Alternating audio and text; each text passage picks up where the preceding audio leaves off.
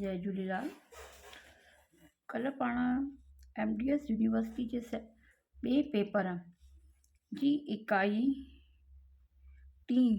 इकाई टी जो चूंड सिंधी मज़मून मां हिकु मज़मून पढ़ियो हो। अॼु उनजी चौथी इकाई आहे, जंहिंमें कहाणी आहे सुञाणप जो संकट, डॉक्टर मोतीलाल जोतवाणी जो लिखियलु, जिन मां पाण पहिरीं कहाणी पढ़ी रहिया आहियूं। तृप्ति। शीला परे खां ॾिठो। मधुर डेयरीअ ते खीर वठण वारनि जी वॾी कतार लॻी पई हुई। हुन सोचियो, सियारे जी थधि में सुबुह जो एॾो सवेर उथी खीर वठी अचण को सवलो कमु न आहे। शाबाश आहे ससु खे, हूअ सालनि खां सियारो हुजे चाहे ऊन्हारो सवेल उथी खीर आणींदी रही आहे। संदसि पुठियां संदसि फ्लैट वारी कमला हुई। कमला विख वधाए अची हिन ताईं पहुती ऐं संदसि ध्यानु छिकाइण ख़ातिर खेसि सॾु करे पुछियईं, शीला, तूं कीअं अॼु खीर वठण निकिरी पई आहीं? शीला जो चहिरो पंहिंजी साहेड़ीअ खे ॾिसी ॿहिकी पियो। चङो थियो, हूअ बि साॻे वक़्तु आई आहे। वराणियईं, काल्ह खां अम्मा जी तबियत ज़रा नासाज़ आहे।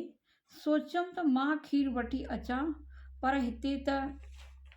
कमला शीला खे अध में ई कटे चयो, भाई, मञणो पवंदो त तुंहिंजी ससु घर जो ॿाहिरियों समूरो कमु कंदी आहे।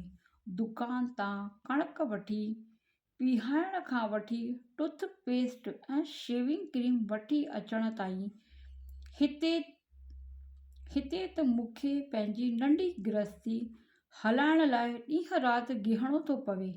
असुलु जान ई निकिरी वई अथमि। हिन विच में शीला ख़यालनि में अलाजे किथे गुम थी वई हुई। चयाईं, कमला, तूं वॾभाॻण आहीं। समूरे हिकु फ्लैट में जिते चाहीं उते लेथड़ंदी रहीं। तूं ऐं तुंहिंजो घोटु हिकु कमरे में त तुंहिंजी नंढी धीअ तृप्ति ॿिए कमरे में। कमला खां संदसि रश्क जो जज़्बो बिल्कुलु लिकियलु कीन रहियो। हाउ, हूअ ऐं संदसि पति सुरेंद्र जुदा जुदा कमरनि में सुम्हंदा आहिनि। शीला खे बराबरि इहा तकलीफ़ आहे। हिन हिकु ई फ्लैट में संदसि ससु सहुरो, नंढो ॾेर, नंढी निणान, संदसि पति महेश ऐं संदसि ॿारु गोप अलाजे कीअं ॻाहट रहिया पिया आहिनि।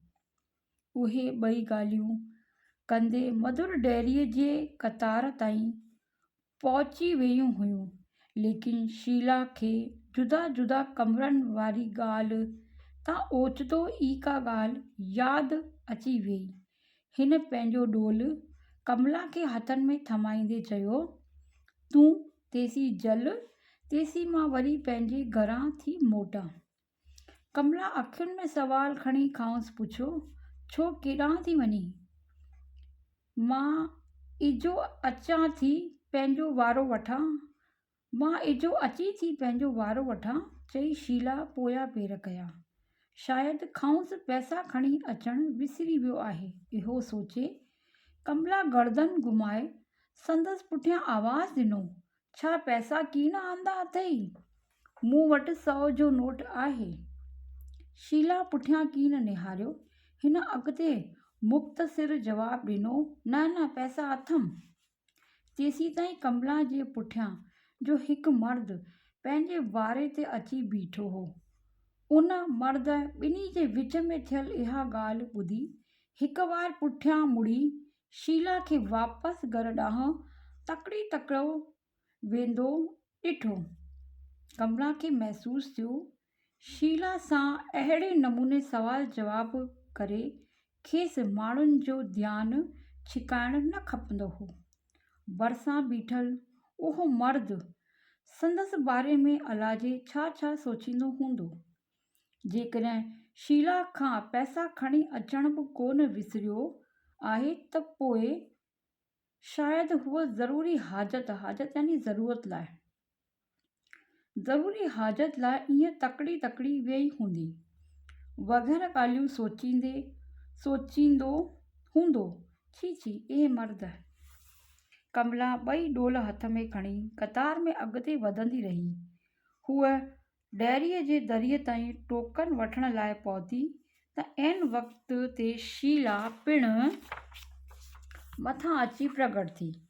हिन कमला खां पंहिंजो डोल वठी संदसि पुठियां पंहिंजे वारे ते बीहणु चाहियो त उन मर्द हिक पासे ज़रा पुठिते क़दम करे हिन लाइ कतार में जॻह कई। संदसि अखियूं शीला जी अखियुनि में कुझु ॻोल्हे रहियूं हुयूं।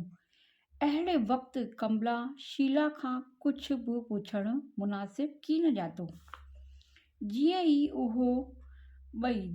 उहे ॿई खीर वठी वापसि वरियूं त कमला हेॾां होॾां निहारे पक कई त को बि माण्हू संदसि गुफ़्तगू जे दाइरे में त न हो। हिन शीला खां पुछियो, ॿेड़ी तूं ईअं विच मां पाण कढाए केॾांहुं हली वेई हुईं? कमला जे चहिरे ते साहिड़प वारी शरारती मुस्कुराहट रस्क करे रही हुई। शीला पिणु आस पास निहारियो ऐं पोइ खेसि कन में चयईं, अरे छा ॿुधायईं, मर्द त बसि पाण छंडे उथी खड़ा थियनि था। बाक़ी मिड़ई ॻाल्हियुनि जो ध्यानु त असां औरतुनि खे ई रखिणो पवे थो। रंधिणे में संदसि कमु आंदल निरोध ईअं ई ग़लतीअ विचां कुंड पासे रहिजी वियो हो। कमला पंहिंजे मुंहं ते हथु रखी खिलण में अची छुटकी। खिल जे विच में चयईं, अॼुकल्ह ड्राइंग रूम में टीवीअ ते त निरोध जाम अची वियो आहे, पर रंधिणे में निरोध जो कहिड़ो कमु? संदसि खिल बसि ई न थिए। खिन पल रखे वरी पुछियईं, ऐं तव्हां ॿिन्ही उन खे ईअं ई कुंड पासे छॾे ॾियण जी ग़लती कई आहे? नंढो गोप ई निंड मां उथी तोखे ॻोल्हण लाइ रंधिणे में वञे हा त उते उन खे फूकणो सम्झी फूकण लॻे हा त? हाणे त शीला बि खिलण लॻी, लेकिन हूअ जल्द ई संजीदह बणिजी वेई। चयईं, छो? असीं राति जो हिकु पहर घणो करे रंधिणे में ई त सुम्हंदा आहियूं। असां खां कॾहिं अहिड़ी ग़लती थी नाहे। अॼु बि कमु आंदल निरोध लिकाए रखियलु हो। हूअ सवलाईअ सां कंहिंजे नज़र में वर न चढ़े हा। इहो चई शीला शर्माइजी वेई। संदसि लौंदड़ियूं बि लाल थी वेयूं ऐं कमला ख़्यालनि में अलाजे किथे खोइजी वेई। खेसि यादि आयो जॾहिं अञा संदसि शादी न थी हुई त माउ पीउ जे घर में संदसि ॿ भाॼायूं पाण में अलाजे छा सुस पुस कंदियूं रहंदियूं हुयूं। हाणे हूअ नज़र वराए ॾिसे थी त हिननि पाण में स्टोर रूम में पंहिंजा वारा ॿधी छॾिया हुआ। अॻिते हली संदसि ॿिन्ही भाउरनि वॾियूं वॾियूं रक़मूं गॾु करे DTA फ्लैट वरितो हो। शीला हिकु नज़र कमला ॾांहुं ॾिठो। पुछियईं, छो कमला, तूं सन्नाटे में अची वेई आहीं? छा मूं ते मुंहिंजी हालतुनि ते तरस खाई रही आहीं? ख़्यालनि जे सिलसिले में रुखनो पवण करे कमला खां हल्को छिरिक निकिरी वियो। हिन वराणियो न शीला, इहा ॻाल्हि नाहे। उन में तो ते या तुंहिंजियुनि हालतुनि ते तरस खाइण जी ॻाल्हि बि न आहे। सच पुछी त मूंखे तो वारी ज़िंदगीअ जो नमूनो वणण लॻो आहे। भला इहो ॿुधाए, तव्हां ॿिन्ही आख़िर पंहिंजो जुदा फ्लैट वठण जी सोची आहे या न? शीला संदसि मुंहं में निहारियो। वराणियो, हाओ, असांजे DDA फ्लैट जो नंबर बि अची वियो आहे। महेश लाइ 70 महीननि जी अॻुवाट पघार जो कर्ज़ बि मंज़ूर थी वियो आहे। होॾां मुंहिंजे सहुरे पिणु पंहिंजी मेड़ी चूंडीअ मां असांखे मदद ॾियण जी ॻाल्हि कई आहे। कमला इहो ॿुधी ॾाढो ख़ुशि थी। चयईं, अड़े गेलण वॾ भाॻण मां न, तूं आहीं। अहिड़े नमूने जुदा ऐं गॾु रहण सां ई नवां नवां पति पत्नी हिक ॿिए जे घणो वेझो ईंदा आहिनि, पाण लाइ जुदा आशियानो ठाहिण जी सोचींदा आहिनि ऐं घणो वेझो रहण सां हिक ॿिए खां जुदा थी वेंदा आहिनि। ॿिन्ही जे विच रिश्ते जो रहस्यमय जादू ख़तम थी वेंदो आहे ऐं उहे चुकिजी ख़लास थी वेंदा आहिनि।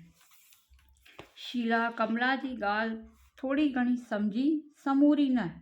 हिन अखियुनि में टंगियल सवाल खणी ॾांहुंसि निहारियो, पर साॻे वक़्तु ॿिन्ही खे महसूसु थियो त हाणे वधीक ॻाल्हियूं न करे सघिबियूं।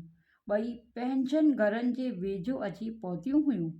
पोइ बि कमला पंहिंजे माज़ीअ में यानी पंहिंजे पुराणे वक़्त में पहुती उतां किथां ज़माने हाल में पंहिंजनि क़दमनि खे ड्रो करे चयो, शीला मूंखां बि चुक थी वई। मूंखे सुरेंद्र जी ॻाल्हि न मञणु खपंदी हुई।